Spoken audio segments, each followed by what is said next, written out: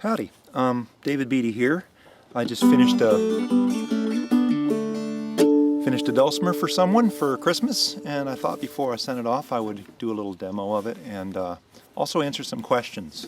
I've gotten some emails from folks. This is a cherry Dulcimer. It's basically one of my standard Dulcimers with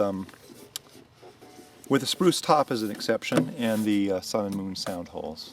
But otherwise it's the base model.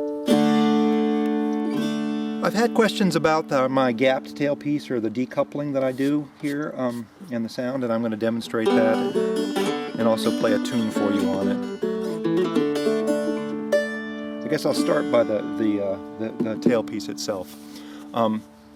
Traditionally, dulcimers are built with a fingerboard that extends the length of the instrument right on down to the end block, and the strings wrap around it and pin into the ends.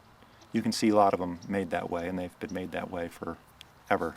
I was inspired by Howie Mitchell back in the 70s, who developed something that I think he called it a gapped tailpiece. He actually made the end block shallower than the sides and made little relief cuts on either side of the end of the fingerboard to give more resonance to the box.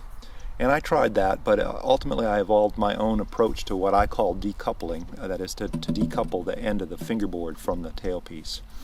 Now the problem that's trying to be solved here is that working to try to make dulcimers sound the best that they can is a challenge because of their fundamental design.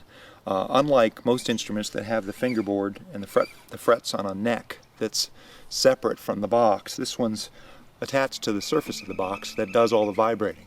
So the fingerboard makes up a giant brace that inhibits the soundboard from doing its job. And one way to get around that I've figured out is this particular tailpiece that's got slots here that the strings go in. That's pretty much superficial how you attach the strings, but the main thing is that the strings are attached to the end of the fingerboard. Now something that's not as easy to show in a video, but I'll make it more obvious here in a minute, is that there's actually an undercut under the end of this fingerboard that goes back to a little bit behind the bridge itself. And the result of that is that the fingerboard touches down on the soundboard a good 2 or 3 inches in front of the end block. And I'll show you what that does. My dulcimers lean into a round, bassy sound compared to traditional dulcimers. And that 32nd of an inch gap that I put down here is equivalent pretty closely to a credit card or a room key to a hotel room. Sometimes those work a little better. They don't have any embossed letters on them. Something smooth and plastic. Generally you can sort through your wallet and find something that's about the right size. When you put it underneath this, you actually go a ways towards inhibiting the effect of that. I think you'll be able to hear that. You hear the resonance in the bass there, and I put this in, and it gets thinner sounding. Round, thin.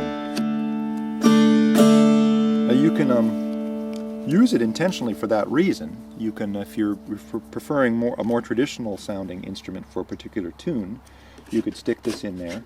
You can also play with a pick, and you can get back closer to the bridge.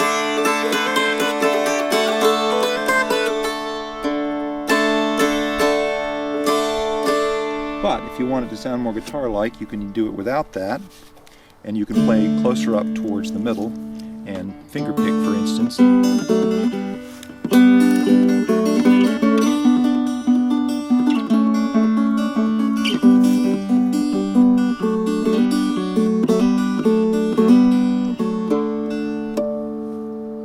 So that's the gap tailpiece. I hope that makes it clear. It occurred I did it in one other video, but it wasn't that clear. So I'll play a tune for you.